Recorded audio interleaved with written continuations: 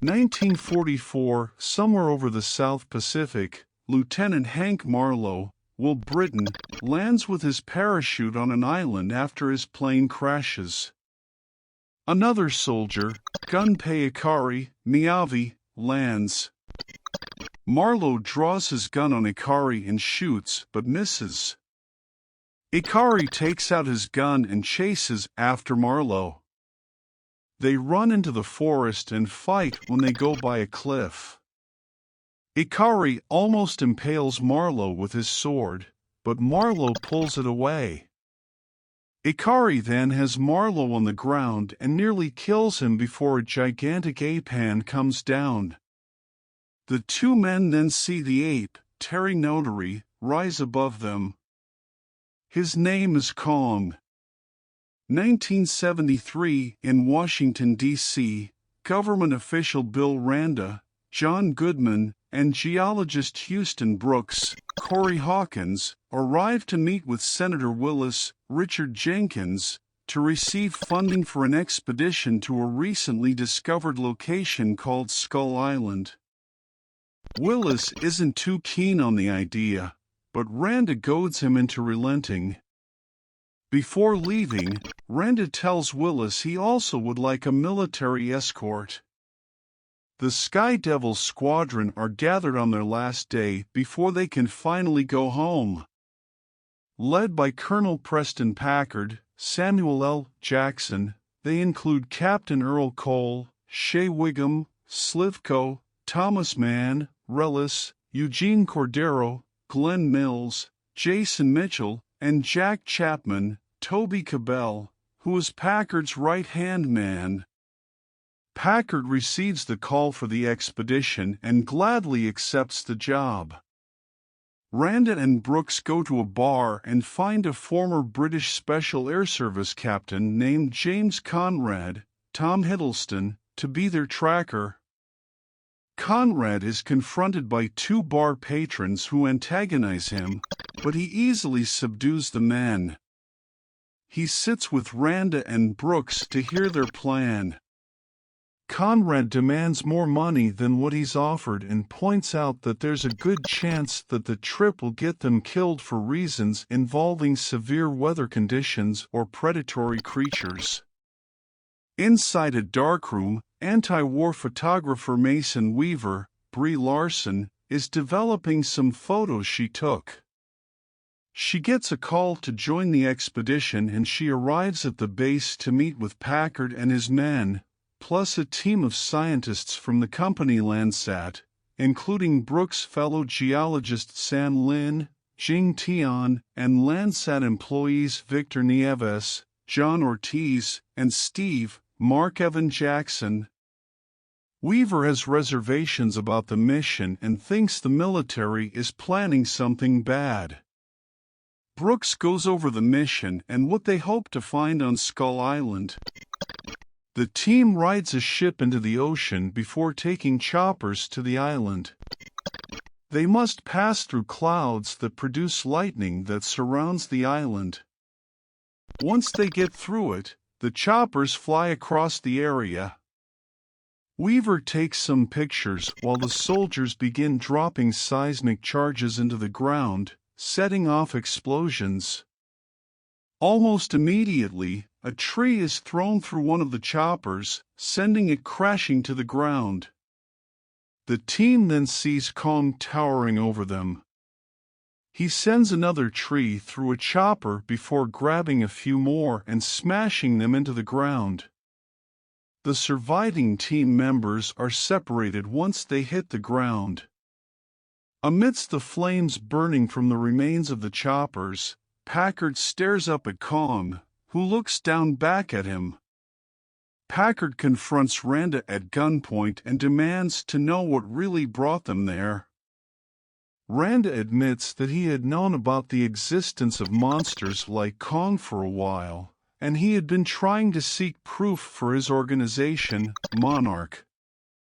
Conrad, Weaver, Brooks, Lynn, Slivko, and Nieves are grouped together while Randa, Packard, Mills, Cole, and other soldiers set out to look for Chapman, as he is equipped with enough ammunition that Packard intends to use against Kong. As the soldiers walk through the forest, one soldier has a giant spider leg go down his throat. Above them is indeed a giant spider that starts attacking. Mills is pulled up by the webbing, and the rest of the soldiers start cutting its legs off. Mills cuts himself loose, and Packard shoots the spider to death. Chapman is by himself near a river. He sees Kong walking through the river to tend to a wound he sustained from the chopper's gunfire. Kong drinks from the river and then finds a giant octopus. He tangles with it as he grabs its legs before he starts to eat it. He then drags the octopus carcass away. Conrad's group is cornered by a tribe of natives. As they try to defend themselves, out comes an older Marlowe, now played by John C. Reilly. He assures both groups that they are not harmful to each other and then invites the group past the wall. Marlowe explains to the group that he's been there for the last 28 years and has learned a lot about the natives and the island itself. Kong is like a god to them, as he has been protecting them from the creatures that dwell beneath the earth and have been killing off the natives for centuries, as well as Kong's own family. Marlowe calls them skull crawlers. They stayed underground until the explosions from the seismic charges woke them up. If anything happens to Kong, the skull crawlers win. Chapman walks through the forest and sits on a log. The log turns out to be a creature. Chapman shoots at it, but the creature does not retaliate. As the creature leaves, Chapman is killed by a skull crawler. Conrad tells Marlowe that they plan to make it to the north side of the island within 3 days so that they may be rescued. Marlowe says that it cannot be done in 3 days on foot, so he agrees to guide them the right way. He bids the natives farewell and takes the crew on a boat. Shortly after riding away, Nieves is snatched up by carnivorous birds and is torn apart midair.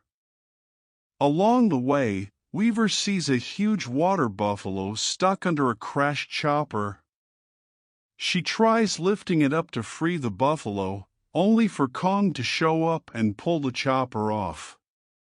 He stares down at Weaver briefly, and she appears more awed by him than terrified. Marlowe leads the group into the Forbidden Zone, which is a former battleground between Kong's ancestors and the skull crawlers.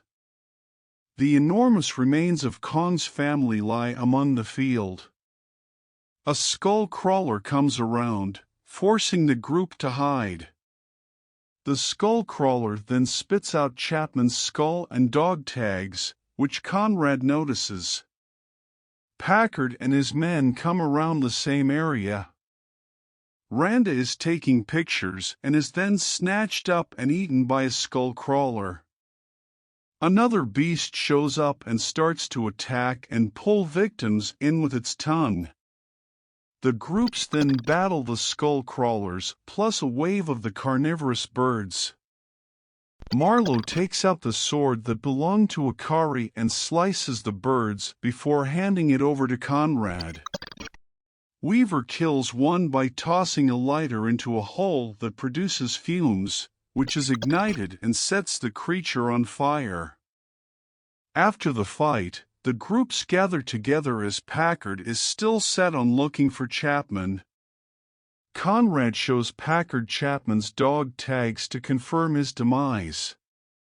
Still, Packard wants to look for Chapman's ammunition stash so that they can kill Kong, as he is hell-bent on revenge for the deaths of his men, despite the objections of Marlowe, Conrad, and Weaver. That night, Packard gathers explosives and lays out a trap for Kong. Meanwhile, Conrad and Weaver encounter the beast, but Weaver approaches him cautiously. She places her hand on his face and he is gentle. However, Packard lures Kong toward him and ignites the fuel along the water, causing Kong to catch fire. Kong stomps on Steve and kills another man in the chaos before collapsing. Packard then gets ready to set off some explosives, but Conrad and Weaver try to stop him. They convince the other soldiers that they need Kong to keep the skull crawlers out. The soldiers turn on Packard, who remains defiant. Just then, the biggest skull crawler bursts out of the ground, forcing the group to run. Packard stays behind to detonate the explosives, but Kong crushes him under his fist. The survivors then head toward the shore as the main skull crawler pursues them. Cole stays behind to try and kill it in a sacrifice by setting off 2 grenades. However, the monster tail whips Cole into a wall and he blows up anyway. The skull crawler heads toward the group until Kong returns and smashes into the beast. Weaver takes a flare gun and hits the skull crawler in the face with it. Kong grabs the skull crawler and hurls him into the wall, accidentally knocking Weaver into the river. Kong pulls Weaver out and still fights the skull crawler.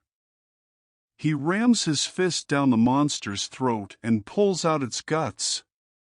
Kong then places Weaver down next to Conrad before leaving.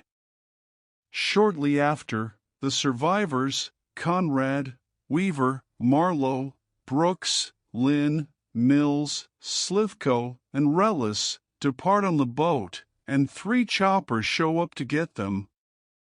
In the distance, Kong keeps a lookout to continue protecting his territory.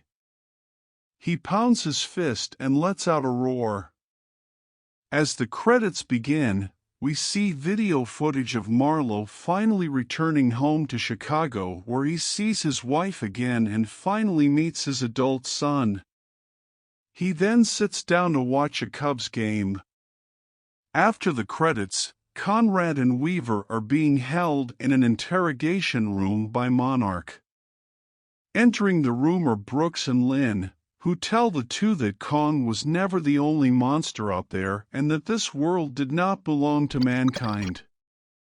Brooks pulls out some files, including a map of Tokyo, before putting on a slideshow. The slides show another crew coming across cave drawings of other monsters: Mothra, King Ghidorah, Rodan, and of course, Godzilla. The last thing we hear are the combined roars of Kong and Godzilla.